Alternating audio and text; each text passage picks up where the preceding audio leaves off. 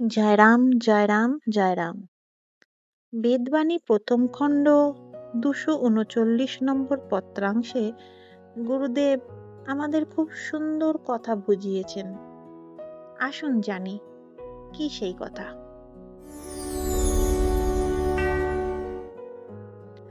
সংসারের আবল্য চিরকালই কালচক্রের সাহায্যে বিচরণ করিতেছে। তদ্দ্বারায় ভালো মন্দ, সুখ দুঃখ, শান্তি অশান্তি, আপন পর, শত্রু মিত্র আদি দ্বন্দ্বরূপে সম্বন্ধ হইয়া থাকে। এই সকল বুদ্ধির যোগ হইতে সততই সমজ্ঞান করিয়া এবং ওই সকল অসার অনিত্য পদার্থ জানিয়া মনকে শুদ্ধ ভক্তি অর্থাৎ মান অপমানের বেগ তুচ্ছ করিয়া সমভাবে মনকে উভয় কুলের মধ্যে ধৈর্য অবলম্বন শক্তি দ্বারা স্থির করিয়া রাখিতে সর্বতোভাবে চেষ্টা করিয়া প্রাক্তন দ্বন্দ্বগুলিকে পরিহারের জন্য ধৈর্য শক্তির আহরণ করিবে। ভগবান সকল শান্তির দ্বার খুলিয়া পরম আনন্দ দেবেন।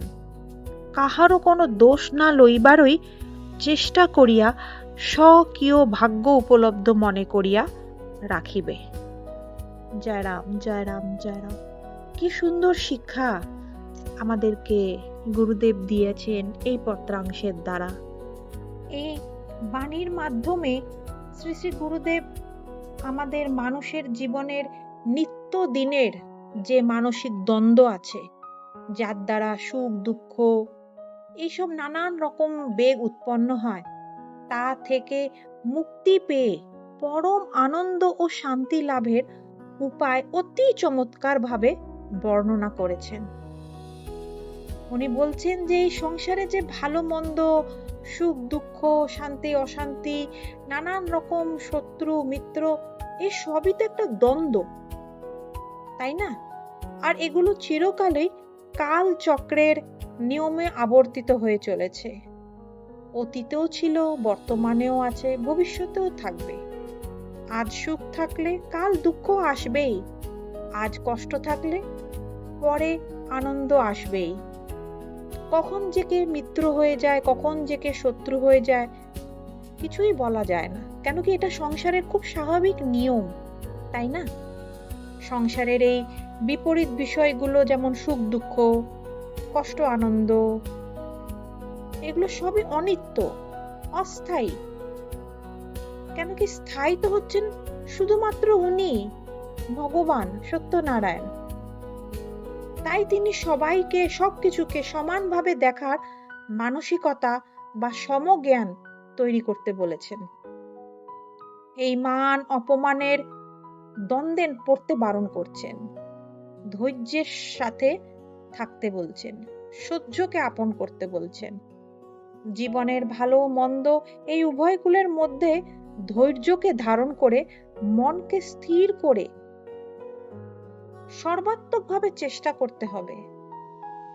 সত্যনারায়ণের শরণাপন্ন হতে হবে, যাতে আমাদের পূর্ব জন্মের বা অতীতের যে কর্মফল আছে, যা প্রাক্তন দণ্ড আছে, সেটা তাড়াতাড়ি ভোগ করে এবং তা থেকে মুক্তি পেয়ে আমরা সেই ধরাধামে গিয়ে বসবাস করতে পারি।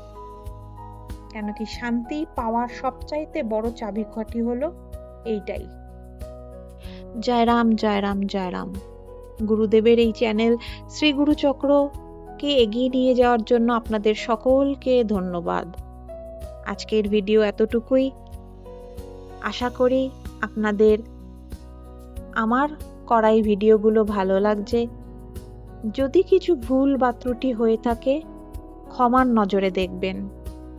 আমরা সবাই গুরুদেবের শিষ্য, তার চরণ আশ্রয়ে আমরা থাকতে পারি, ধৈর্য ধরে সহ্য করে যেটা উনি বলেছেন চলতে পারি এবং নিজেদের প্রাক্তন কর্মের যা ফল খুব সহজেই ভোগ করে নিতে পারি।